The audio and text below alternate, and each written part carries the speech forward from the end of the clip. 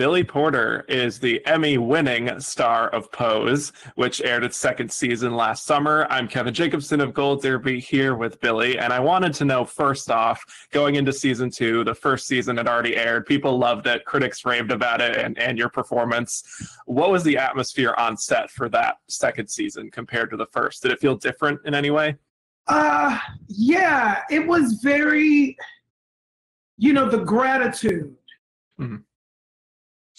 to be living in a time where this particular story can be told in this mainstream way is such a gift. It's such a blessing, as a 50-year-old queer man who came out in the 80s. There's no context for Pose. There was no context to dream about a character like Pray Tell. There was no context for this. I'm so grateful to have lived long enough to see the day where I can be a part of this. It's life-altering. Yeah. And season 2 really finds Pray Tell taking on a more active role in Act Up and really saying enough is enough, after seeing so many friends in his community die, and also, balancing some of the relationships with the elders of the community and the newer generation. Can you just talk about charting out Pray Tell's journey in season 2 and what choices you made as an actor to really stay true to who he is, but also to show that he is changing? I have to say that having lived it, all you have to do is show up. The scripts are coming from the people who they should be coming from. Whether it's Janet Mock, Stephen Canals, Our Lady J, Ryan Murphy, Brad Falchuk. The voice is authentic. And when you are blessed with that kind of material, all you got to do is show up. The path was charted for me in such a profound and interesting and direct way. Yeah.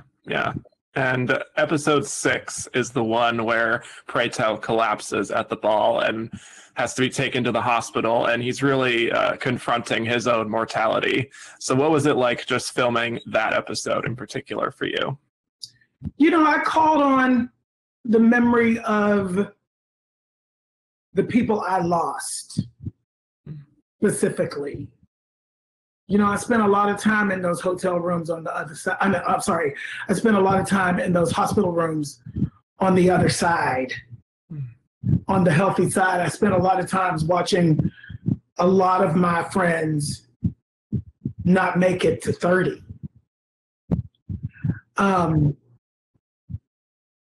be able to tell that story of a group of people who the world very often actively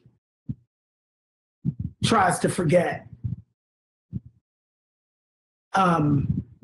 is such a gift. I just can't say it enough. It's such a gift, and I feel the presence. I felt the presence of my friends saying thank you. Thank you for remembering. And thank you for telling the story. Wow. Yeah. And you also have such a fun dynamic with Candy, Angelica Ross. And that 4th episode, Never Knew Love Like This Before, is so beautiful. And Pray Tell gets the opportunity to, spar with her a little more, but also speaks very beautifully about her at the funeral. Can you just tell us about that very complicated relationship that they have and just what it was like working with Angelica Ross? Well, first of all, Angelica Ross is a rock star. He is such a wonderful scene partner to spar with because she fears nothing. She's fearless. She gives 0 Fs about anything. And that is the greatest kind of scene partner to work with. What I loved about how they teased out the emotional place for Pray Tell in relation to her is his fear of his own true authenticity. He fears the reaction from the outside world. He fears that he will be rejected. He has so much fear, and she doesn't. And he realizes this in that episode and really grounds himself and gives her those props. You know, ultimately, Candy empowered Pray Tell to make different decisions in his life, decisions that he may not have made had he not known her. And you also have a sex scene in season 2, Pray Tell and Ricky.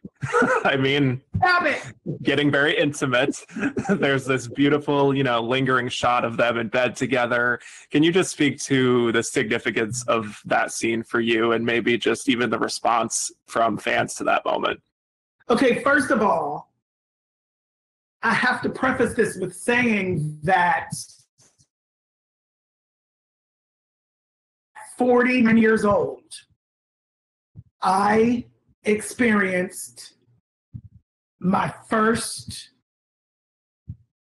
romantic relationship ever. You know, when you're gay and trying to be in this business for a very long time, they cut our dicks off. That's the only way that they could experience us. Because for whatever reason, when you're LGBTQ, everybody wants to be in your bedroom. Get out of my bedroom and y'all will be fine. So to have this moment, it was like, I have never been so terrified in my life. I've never experienced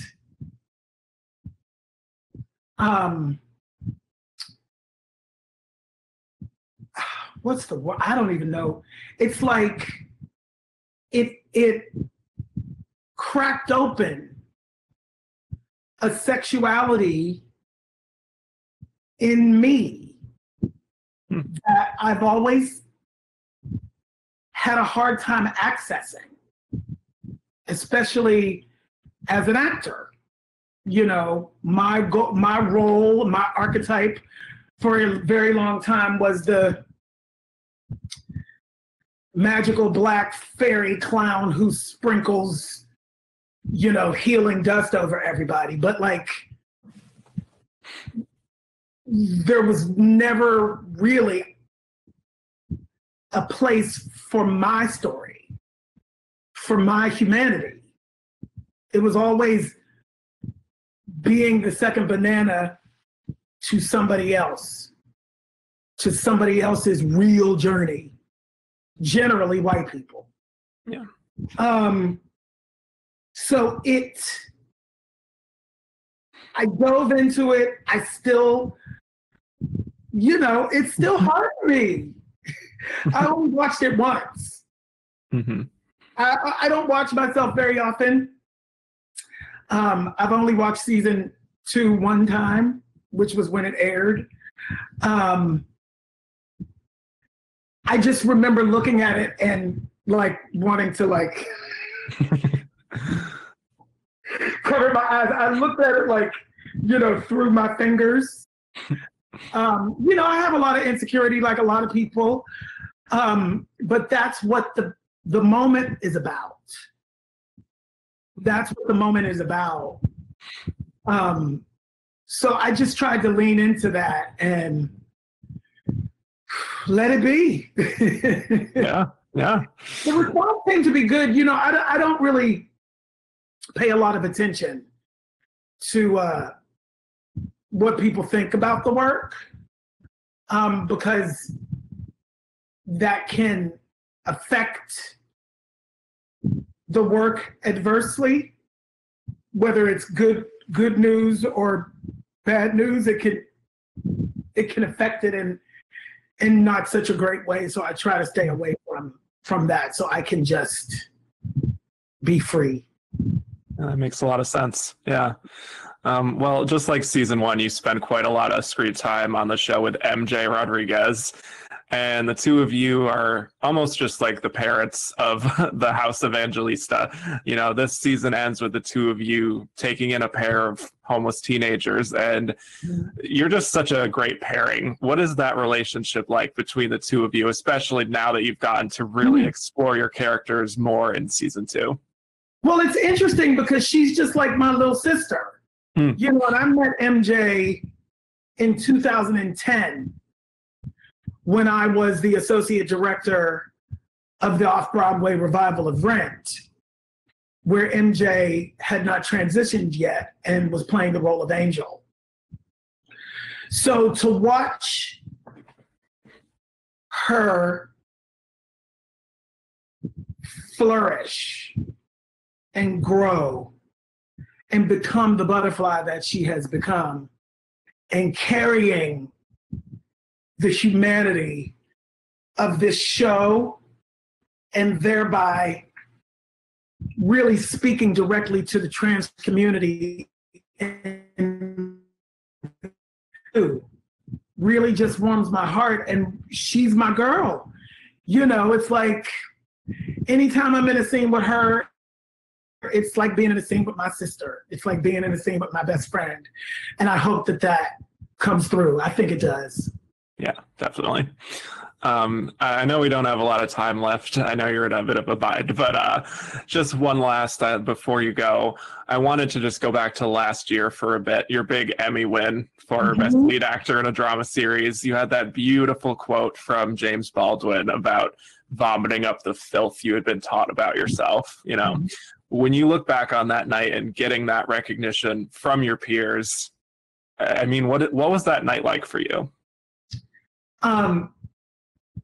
You know, I'm speechless. And I wrote that speech so that I wouldn't be speechless if it happened. I still marvel at the truth that when you speak life into yourself, when you stand inside of your own truth, when you own your authenticity, no matter what anybody on the outside says, great things happen. Great things happen. Yeah. Yeah, well, it's one of the most memorable Emmy moments of my lifetime, and congratulations to you on that. If you like this video, hit like and subscribe for more interviews just like this, and head to goldderby.com to make your predictions. Billy, thank you once again for talking to us today. It was a real pleasure. Thank you. Have a good one. You too.